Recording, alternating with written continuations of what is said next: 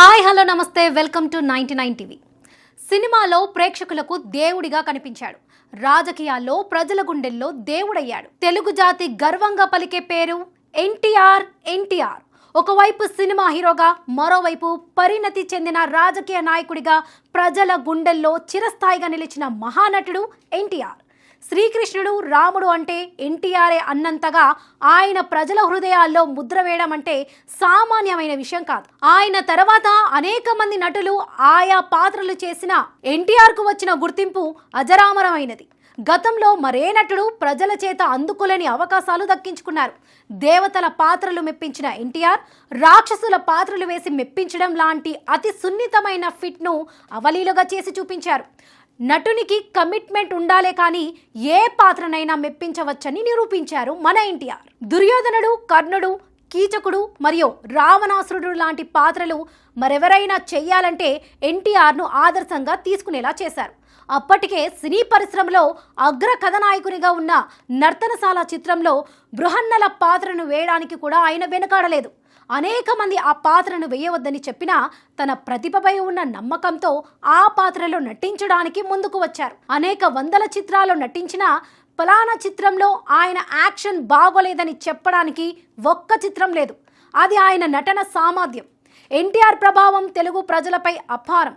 సాధారణ రైతు కుటుంబంలో జన్మించిన ఓ బాలుడు కష్టాన్ని ఆయుధంగా చేసుకున్నాడు. శ్రీకృష్ణుడు, రాముడు, కర్ణుడు పాత్రల్లో ఆయన చేసిన నటనతో తెలుగు ప్రజలు దేవుడిలా చూసిన స్టార్. కళపై ప్రేమ, పట్టుదలపై నమ్మకం వేరేసి ఒక మహానటుడిని సృష్టించాయి. కృష్ణా జిల్లాలోని నిమ్మకూరు అనే చిన్న గ్రామంలో మొదలైన ఆ ప్రయాణం అప్రతిహతంగా సాగింది. ఆ ప్రయాణం ఒక రోజు తెలుగు చరిత్రనే మార్చేస్తుందని అప్పట్లో ఎవరికి తెలియదు. కృషి, పట్టుదల ఉంటే అందుకోలేని తీరాలు లేవని నిరూపించారు.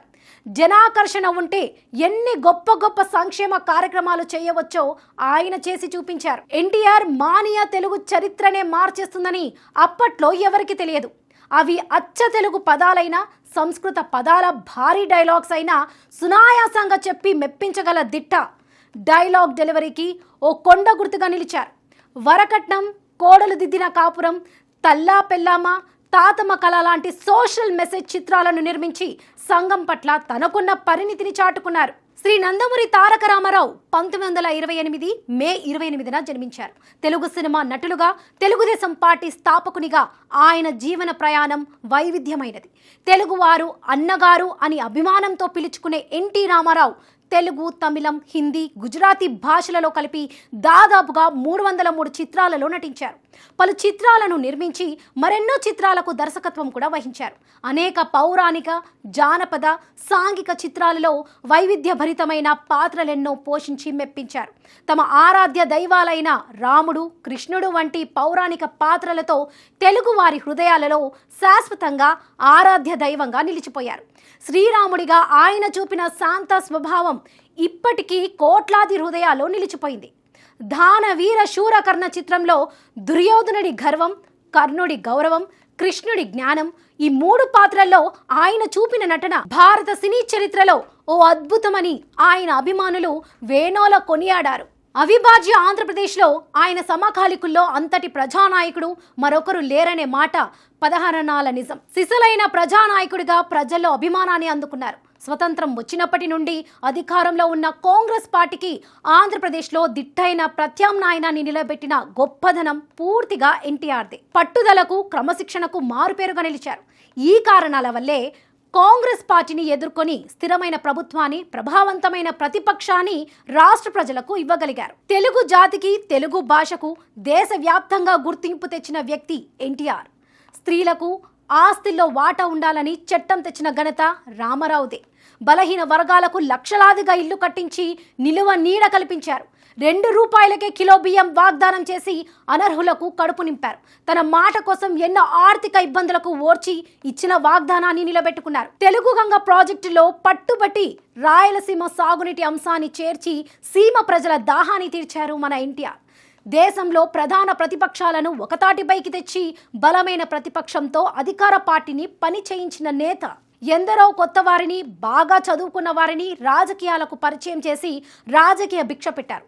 తెలుగుదేశం నుండి తిరుపతి వెళ్లిన తెలుగు యాత్రికులు తప్పనిసరిగా మొక్కుబడిగా మెడ్రాస్ వెళ్లి ఎన్టీఆర్ను దర్శించుకొని వచ్చేవారు. అప్పుడే వారి యాత్ర సంపూర్ణమయ్యేది.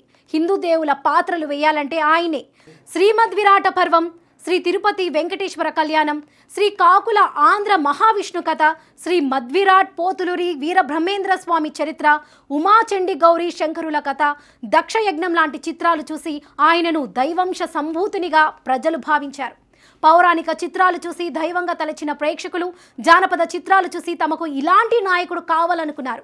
పాతాళ భైరవి, మల్లీశ్వరి, చంద్రహారం, చండిరాణి, రేచుక్క జయసింహ, అగ్గిరాముడు, జయం మనదే, రేచుక్క, పగటి చుక్క, బాలనాగమ్మ, రాజమకుటం, రాణి రత్నప్రభ, జగదేక వీరుని కథ, మహామంత్రి తిమ్మరసు, గులే బఖావలి కథ, అగ్గిపిడుగు, బొబ్బిలి యుద్ధం, పల్నాటి యుద్ధం, గోపాలుడు, భూపాలుడు, కంచుకోట, భువనసుందరి కథ, బాగ్దాద్ గజదొంగ, గండికోట రహస్యం, కదలడు వదలడు, అగ్గివీరుడు, ఏకవీర, లక్ష్మీ కటాక్షం, ఆలీబాబా 40 దొంగలు, రాజకోట రహస్యం మరియు సింహబాలుడు తదితర జానపద చిత్రాలతో నమ్మకమైన ప్రజానాయకునిగా అభిమానం పెంచుకున్నారు మన ఎన్టీఆర్. జానపద కథానాయకుడు అంటే ఇలా ఉండాలి అనేలా తెలుగు తెరపై ఓ మోడల్గా నిలిచారు. రాజకీయాల్లోకి వచ్చిన సమయంలో జానపద చిత్రాల ప్రభావం కూడా ప్రజల్లో ఉన్నదన్న మాట నిజం. ఇక సాంఘిక చిత్రాలలో నేటి తరం ప్రతినిధిగా ప్రేక్షకులను అలరించారు. పెళ్లి చేసి చూడు, సంఘం, మిస్సమ్మ, చిరంజీవులు, కుటుంబ గౌరవం, చరణదాసి, అప్పు చేసి పప్పుకూడు, శభాష్ రాముడు, దేశద్రోహులు, రాముడు భీముడు, తిక్క శంకరయ్య, రాము, నిన్నే పెళ్లాడతా, నేనే మునగాని, దాగుడు మూతలు, కథానాయకుని కథ, రాముని మించిన రాముడు, అన్నదమ్ముల అనుబంధం, ఎదురులేని మనిషి, బొబ్బిలి పులి, వయ్యారి భామలు, వగలమారి భర్తలు, నా దేశం, ప్రేమ సింహాసనం, గజదొంగ, వేటగాడు, తిరుగులేని మనిషి, సత్యం శివం, విశ్వరూపం, అగ్గిరవ్వ, కొండవీటి సింహం, మహాపురుషుడు, అనురాగ దేవత చిత్రాలు ఆయన్ను యాంగ్రీ యంగ్ మ్యాన్ గా ప్రేక్షకులలో చెరగని ముద్ర వేశాయి. ఎన్టీఆర్ 1982 మార్చి 29న తెలుగుదేశం పేరుతో ఒక రాజకీయ పార్టీని స్థాపించి కేవలం 9 నెలల్లోనే ఆంధ్రప్రదేశ్లో కాంగ్రెస్ పార్టీ ఆధిపత్యానికి తెరదించుతూ అధికారాన్ని కైవసం చేసుకున్నారు. ఆ తర్వాత 3 దఫాలు 7 సంవత్సరాల పాటు ఆంధ్రప్రదేశ్ ముఖ్యమంత్రిగా పనిచేసి అప్పటి వరకు అత్యధిక కాలం పనిచేసిన ముఖ్యమంత్రిగా నిలిచాడు. చైతన్య రథంతో ప్రజల మధ్య తిరిగిన అరుదైన నాయకుడుగా ప్రజల సమస్యలు తెలుసుకుంటూ సాగే ప్రయాణాలు ఎన్నో చేశారు. మహిళలకు ఆస్తి హక్కు మొదటిసారిగా అన్ని కులాల వారికి, ముఖ్యంగా బడుగు బలహీన వర్గాల వారికి తెలుగుదేశం పార్టీలో ఉన్నత పదవులు ఇవ్వడం లాంటి సాహసోపేత నిర్ణయాలు తీసుకుని అమలు చేశారు మన ఎన్టీఆర్. ఇక ఆయన చేసిన కృషి ఫలితంగా నేటికి బడుగు బలహీన వర్గాలు ఆయన పార్టీకి అండగా ఉన్నారు. తెలంగాణలో బడుగు బలహీన వర్గాలని పట్టి పీడిస్తున్న పటేల్ పట్వారీ వ్యవస్థలను రద్దు చేసి తెలంగాణలోని బడుగు బలహీన వర్గాలకు ఆరాధ్య దైవంగా మారారు. హైదరాబాద్లోని హుస్సేన్ సాగర్ ట్యాంక్ బండ్పై సుప్రసిద్ధమైన తెలుగు మహానీయుల విగ్రహాలు నెలకొల్పి తెలుగు వారిపై తనకున్న ఆరాధన భావం ప్రకటించారు. తెలుగు జాతికి, తెలుగు భాషకు దేశవ్యాప్తంగా గుర్తింపు తెచ్చిన వ్యక్తి చరిత్రగా నిలిచిపోయారు. ఆయన నటనకు ప్రేక్షకులు విశ్వవిఖ్యాత నట సార్వభౌముడన్న బిరుదును అందించారు. అనేక అవార్డులు, రివార్డులు అందుకున్నారు. తన 45 ఏళ్ల సినిమా జీవితంలో 13 చారిత్రకలు, 55 జానపద, 186 సాంఘిక, 44 పౌరాణిక చిత్రాలు చేశారు. 1968లో భారత ప్రభుత్వం నుండి పద్మశ్రీ పురస్కారం, 1978లో ఆంధ్ర విశ్వవిద్యాలయం నుండి గౌరవం డాక్టరేటు, కళా ప్రపూర్ణ స్వీకరించారు. తెలుగు ఆత్మగౌరవ నినాదంతో ప్రజల కోసం చేసిన పథకాలు ఆయనను అగ్రశ్రేణి రాజకీయ నాయకునిగా నిలబెట్టాయి. ఆ నవ్వు, ఆయన మాట, అతని వ్యక్తిత్వం చూస్తే ఒక మనిషిలో ఇన్ని విశేషాలు ఉంటాయనిపించక మానదు. 1996 జనవరి 18న తన 73వ సంవత్సరాల వయస్సులో గుండెపోటుతో తెలుగు ప్రజలకు దూరమయ్యారు మన ఎన్టీఆర్. సినిమాలో దేవుడిగా కనిపించాడు. రాజకీయాల్లో ప్రజల గుండెల్లో దేవుడయ్యాడు. తెలుగు జాతి గర్వంగా పలికే పేరు ఎన్టీఆర్. ఆంధ్రప్రదేశ్ రాష్ట్ర ప్రభుత్వం ఎన్టీఆర్ పేరిట ప్రతి ఏడాది సినిమా ప్రముఖులకు తమ జీవిత కాలంలో చేసిన సేవకు గుర్తింపుగా ఎన్టీఆర్ జాతీయ పురస్కారాన్ని ఏర్పాటు చేసి అందిస్తున్నారు. అలాగే కేంద్ర ప్రభుత్వం ఎన్టీఆర్ 100 రూపాయల స్మారక నాణెం, పోస్టల్ స్టాంప్ భారత విడుదల చేసిన ఆయన కీర్తి కిరీటంలో కలికితురాయిలా మారాయి. తెలుగు జాతికి ఆయన దూరమైన ప్రతి తెలుగు గుండెల్లో నిలిచిన పేరు ఎన్టీఆర్. తెలుగువారు గర్వంగా పలికే పేరు ఎన్టీఆర్. ఇప్పటికీ కోట్లాది ప్రజలకు ప్రేరణగా నిలుస్తున్నారు. ఆయన ప్రజల మధ్య లేకపోయినా ఆయన చిత్రాలతో ప్రజలకు అందించిన అనేక సంస్కరణలతో తెలుగువారి మధ్య నిలిచే ఉంటారు మన ఎన్టీఆర్. ప్రతి తెలుగువారికి ప్రేరణగా నిలుస్తూనే ఉంటారు.